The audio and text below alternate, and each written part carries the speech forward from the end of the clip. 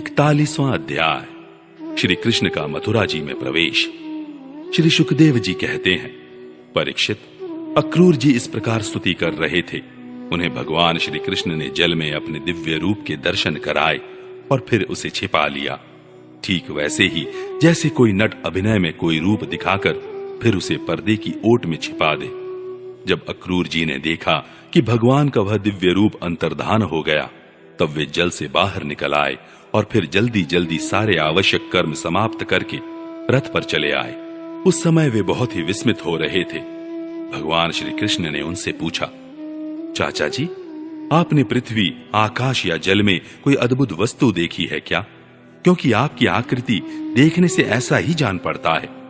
अक्रूर जी ने कहा, प्रभु, पृथ्वी, आकाश या जल में और सारे जगत में जितने भी अद्भुत पदार्थ हैं, वे सब आप में ही हैं, क्योंकि आप विश्व रूप हैं। जब मैं आपको ही देख रहा हूं, तब ऐसी कौन सी अद्भुत वस्तु रह जाती है जो मैंने न देखी हो? भगवान, जितनी भी अद्भुत वस्तुएं हैं, वे पृथ्वी में हो या जल अथवा आकाश में, सब की सब जिनमें हैं, उन्हीं आपको मैं देख रहा हूं। फिर भला मैंने यहां अद्भुत वस्तु कौन सी देखी? गांधिनी नंदन अक्रूर जी ने यह कहकर रथ हाँक दिया और भगवान श्री कृष्ण तथा बलराम जी को लेकर दिन ढलते ढलते वे मथुरापुरी जा पहुंचे। परीक्षित, मार्ग में स्थान स्थान पर गांवों के लोग मिलने के लिए आते और भगवान श्री कृष्ण तथा बलराम जी को देखकर आनंद मग्न हो जाते। वे एकटक उनकी ओर देखने लगते, अपनी दृष्टि हटा न पाते। नंद बाबा आदि व्रजवासी तो पहले से ही वहां पहुंच गए थे और मथुरापुरी के बाहरी उपवन में रुककर उनकी प्रतीक्षा कर रहे थे। उनके पास पहुंचकर जगदीश्वर भगवान श्री कृष्ण ने विनीत भाव से खड़े अक्रूर जी का हाथ अपने हाथ में लेकर मुस्कुराते हुए कहा, चाचा जी, आप रथ लेकर पहले मथुरापुरी में प्रवेश कीजिए और अपने घर जाइए। हम लोग पहले यहां उतरकर फिर नगर देखने के लिए आएंगे। अक्रूर जी ने कहा, प्रभु, आप दोनों के बिना मैं मथुरा में नहीं जा सकता। स्वामी, मैं आपका भक्त हूं। भक्त वत्सल प्रभु, आप मुझे मत छोड़िए। भगवान, आइए चलें। मेरे परम हितैषी और सच्चे सुहृद भगवान, आप, बलराम जी, ग्वाल बालों तथा नंद राय जी आदि आत्मियों के साथ चलकर हमारा घर सनाथ कीजिए। हम गृहस्थ हैं।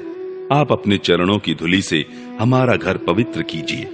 आपके चरणों की धोवन से अग्नि, देवता, पितर सबके सब तृप्त हो जाते हैं। प्रभु, आपके युगल चरणों को पखारकर महात्मा बलि ने वह यश प्राप्त किया जिसका गान संत पुरुष करते हैं। केवल यश ही नहीं, उन्हें अतुलनीय ऐश्वर्य तथा वह गति प्राप्त हुई जो अनन्य प्रेमी भक्तों को प्राप्त होती है। आपके चरणोदक गंगा जी ने तीनों लोक पवित्र कर दिए। सचमुच वे मूर्तिमान पवित्रता हैं। उन्हीं के स्पर्श से सगर के पुत्रों को सदगति प्राप्त हुई और उसी जल को स्वयं भगवान शंकर ने अपने सिर पर धारण किया। यदुवंश शिरोमणि, आप देवताओं के भी आराध्य हैं, जगत के स्वामी हैं। आपके गुण और लीलाओं का श्रवण तथा कीर्तन बड़ा ही मंगलकारी है। उत्तम पुरुष आपके गुणों का कीर्तन करते रहते हैं। नारायण, मैं आपको नमस्कार करता हूं।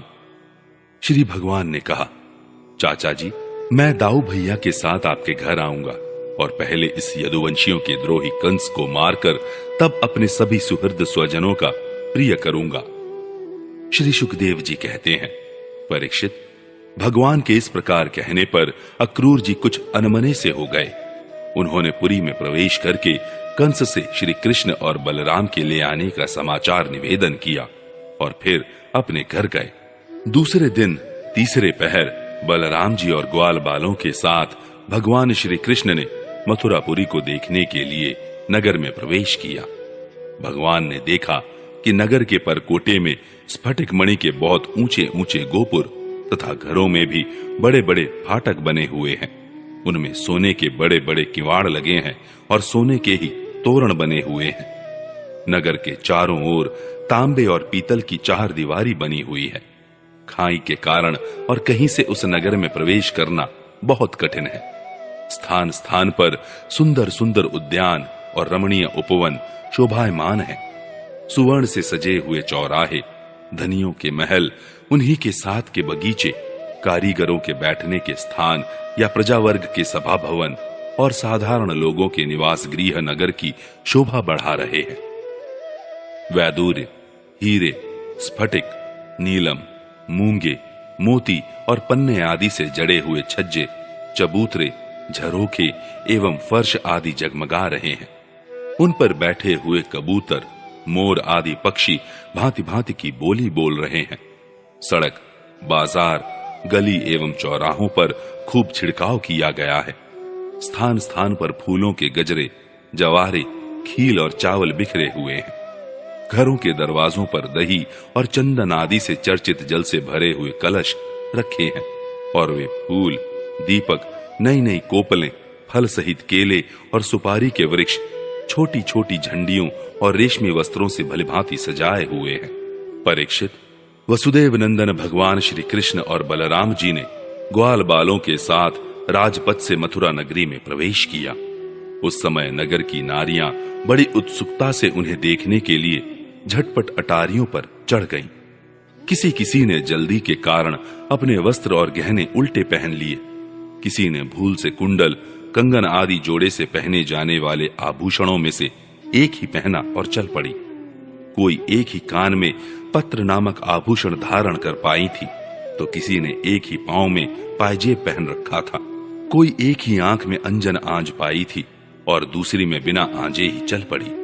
कई रमणियां तो भोजन कर रही थी, वे हाथ का कौर फेंक कर चल पड़ी। सबका मन उत्साह और आनंद से भर रहा था।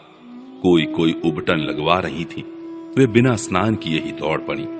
जो सो रही थी वे कोलाहल सुनकर उठ खड़ी हुई और उसी अवस्था में दौड़ चली।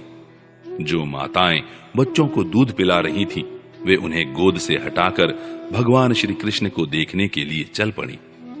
कमल नयन भगवान श्री कृष्ण मतवाले गजराज के समान बड़ी मस्ती से चल रहे थे। उन्होंने लक्ष्मी को भी आनंदित करने वाले अपने श्याम सुंदर विग्रह से नगर नारियों के नेत्रों को बड़ा आनंद दिया और अपनी विलासपूर्ण प्रगल्भ हंसी तथा प्रेम भरी चितवन से उनके मन चुरा लिए। मथुरा की स्त्रियां बहुत दिनों से भगवान श्री कृष्ण की अद्भुत लीलाएं सुनती आ रही थीं। उनके चित्त चिरकाल से श्री कृष्ण के लिए चंचल, व्याकुल हो रहे थे। आज उन्होंने उन्हें देखा। भगवान श्री कृष्ण ने भी अपनी प्रेम भरी चितवन और मंद मुस्कान की सुधा से सींचकर उनका सम्मान किया। परीक्षित, उन स्त्रियों ने नेत्रों के द्वारा भगवान को अपने हृदय में ले जाकर उनके आनंदमय स्वरूप का आलिंगन किया। उनका शरीर पुलकित हो गया और बहुत दिनों की विरह व्याधि शांत हो गई। मथुरा की नारियां अपने अपने महलों की अटारियों पर चढ़कर बलराम और श्री कृष्ण पर पुष्पों की वर्षा करने लगी। उस समय उन स्त्रियों के मुख कमल प्रेम के आवेग से खिल रहे थे। ब्राह्मण, क्षत्रिय और वैश्यों ने स्थान स्थान पर दही, अक्षत, जल से भरे पात्र, फूलों के हार, चंदन और भेंट की सामग्रियों से आनंद मग्न होकर भगवान श्री कृष्ण और बलराम जी की पूजा की। भगवान को देखकर सभी पुरवासी आपस में कहने लगे, धन्य है, धन्य है। गोपियों ने ऐसी कौन सी महान तपस्या की है जिसके कारण वे मनुष्य मात्र को परमानंद देने वाले इन दोनों मनोहर किशोरों को देखती रहती हैं। इसी समय भगवान श्री कृष्ण ने देखा कि एक धोबी जो कपड़े रंगने का भी काम करता था उनकी ओर आ रहा है। भगवान श्री कृष्ण ने उससे धुले हुए उत्तम उत्तम कपड़े मांगे। भगवान ने कहा, भाई, तुम हमें ऐसे वस्त्र दो जो हमारे शरीर में पूरे पूरे आ जाएं। वास्तव में हम लोग उन वस्त्रों के अधिकारी हैं। इसमें संदेह नहीं कि यदि तुम हम लोगों को वस्त्र दोगे तो तुम्हारा परम कल्याण होगा। परीक्षित, भगवान सर्वत्र परिपूर्ण है, सब कुछ उन्हीं का है। फिर भी उन्होंने इस प्रकार मांगने की लीला की, परंतु वह मूर्ख राजा कंस का सेवक होने के कारण मतवाला हो रहा था। भगवान की वस्तु भगवान को देना तो दूर रहा, उसने क्रोध में भरकर आक्षेप करते हुए कहा, तुम लोग रहते तो सदा पहाड़ और जंगलों में, क्या वहां ऐसे ही वस्त्र पहनते हो?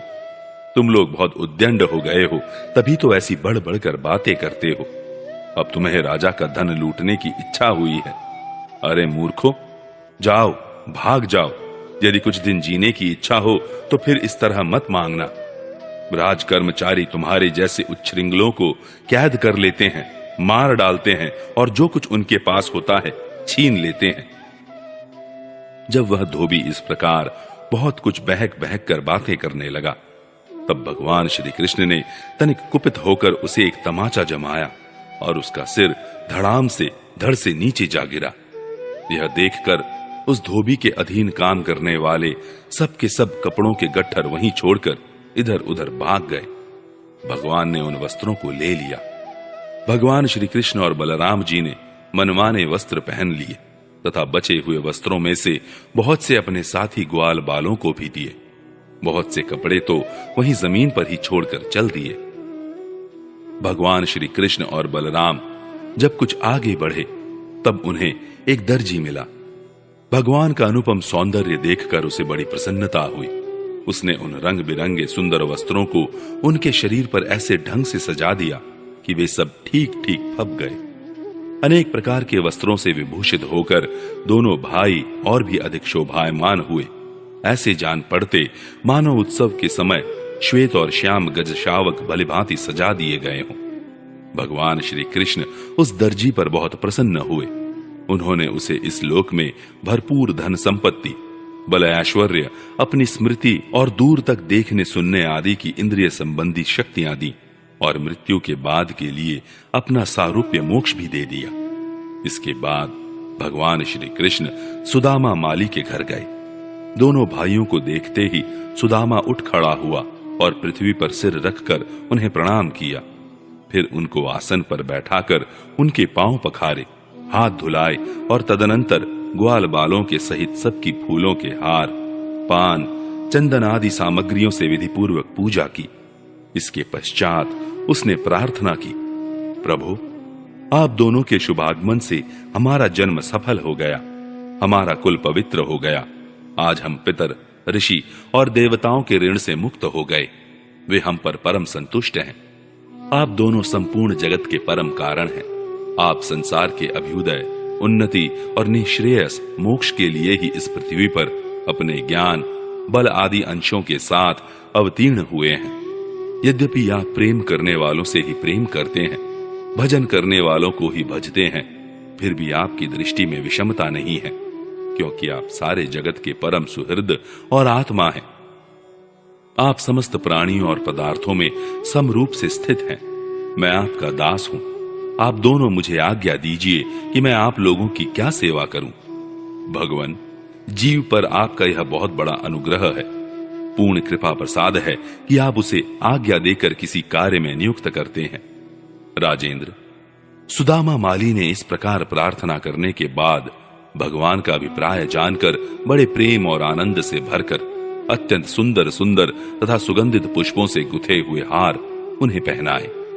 जब ग्वाल बाल और बलराम जी के साथ भगवान श्री कृष्ण उन सुंदर सुंदर मालाओं से अलंकृत हो चुके, तब उन वरदायक प्रभु ने प्रसन्न होकर विनीत और शरणागत सुदामा को श्रेष्ठ वर दिए।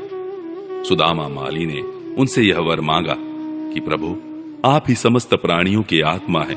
सर्वस्वरूप आपके चरणों में मेरी अविचल भक्ति हो। आपके भक्तों से मेरा सौहार्द, मैत्री का संबंध हो और समस्त प्राणियों के प्रति अहैतुक दया का भाव बना रहे। भगवान श्री कृष्ण ने सुदामा को उसके मांगे हुए वर तो दिए ही, ऐसी लक्ष्मी भी दी जो वंश परंपरा के साथ साथ बढ़ती जाए और साथ ही बल, आयु, कीर्ति तथा कांति का भी वरदान दिया। इसके बाद भगवान श्री कृष्ण बलराम जी के साथ वहां से विदा हुए।